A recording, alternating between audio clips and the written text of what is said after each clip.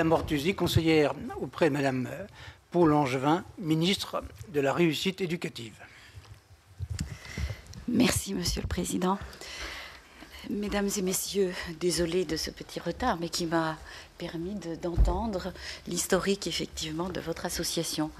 Donc, je suis venue à la demande de Madame Georges Paul Langevin, ministre déléguée chargée de la réussite éducative, pour saluer l'ouverture des travaux de votre colloque qui marque votre 60e anniversaire, d'une association qui porte effectivement un très beau nom, l'association Vers la vie pour l'éducation des jeunes. C'est un très beau nom, un beau programme. Madame la ministre regrette de ne pouvoir être parmi vous, mais nous en avons parlé il y a moins d'une heure. Elle m'a chargée de vous témoigner simplement tout l'intérêt qu'elle porte à votre engagement en faveur de l'éducation des jeunes qui est au cœur de vos actions. Par vos interventions très diverses et par la gestion d'établissements et de services dans le champ de la protection de l'enfance, de l'insertion et du handicap, mais sans doute encore beaucoup plus largement, vous apportez aux jeunes que vous accueillez un soutien indispensable pour développer leur capacité à être pleinement acteurs de leur projet de vie.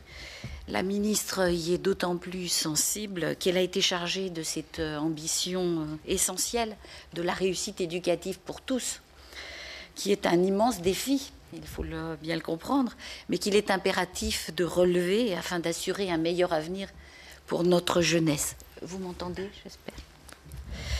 C'est d'ailleurs le sens de l'important chantier de rénovation, de refondation, de l'école que nous avons ouvert et qui est en cours.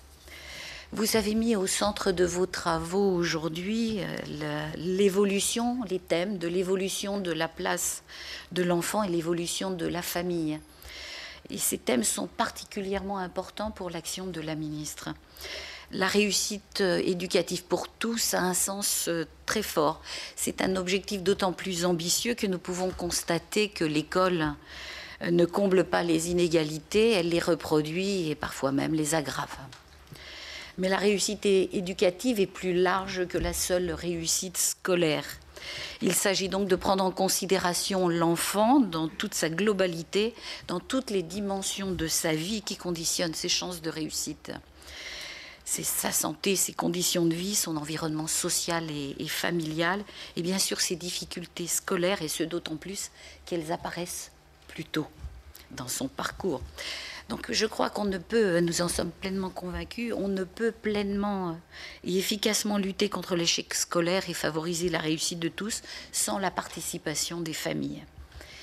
La famille a profondément évolué ces dernières décennies et donc il faudra s'attacher à soutenir celles qui sont les plus fragilisées. Il nous faudra aussi aider certains parents pour qu'ils puissent être en retour un appui pour leur enfant. Agir en direction des familles, c'est bien là un des axes prioritaires de la ministre de la Réussite éducative qui travaillera très étroitement avec la ministre de la Famille sur ces questions. Vous l'avez compris, la réussite éducative est une mission transversale, largement interministérielle, et nous travaillerons aussi avec l'ensemble des ministères qui sont vos interlocuteurs habituels.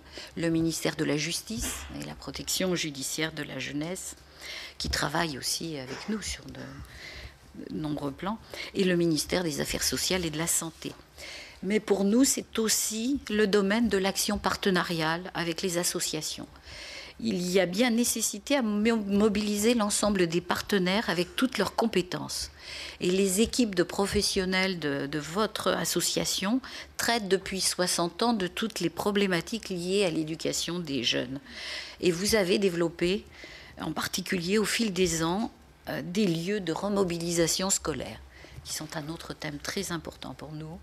Le décrochage scolaire est une des manifestations les plus éclatantes et les plus inacceptables des limites de notre système éducatif qui n'assure plus la réussite pour tous, de tous nos élèves. Et en dépit des critères, des débats sur les critères retenus pour mesurer ce décrochage, l'ordre de grandeur communément admis de 140 à 150 000 pose vraiment l'ampleur du problème. la lutte contre le décrochage scolaire nécessite aussi une mobilisation de l'ensemble des acteurs qui peuvent apporter une palette de réponses complémentaires et innovantes, comme votre association d'ailleurs s'en est donné l'objectif.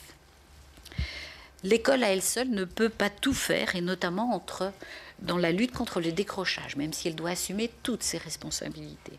Il lui faut donc agir en complémentarité avec d'autres acteurs pour rendre son action plus efficace. Et pour cela, l'école doit apprendre à mieux travailler avec les partenaires associatifs et les collectivités locales, au premier rang notamment desquelles les régions, avec une volonté forte de réduire les inégalités tant sociales que scolaires. Voilà, donc c'est pour l'ensemble de ces raisons que je ne peux que souhaiter pleine réussite à votre colloque, afin qu'il soit porteur de réflexions auquel la ministre apportera toute son attention. Donc merci à tous et bon travail.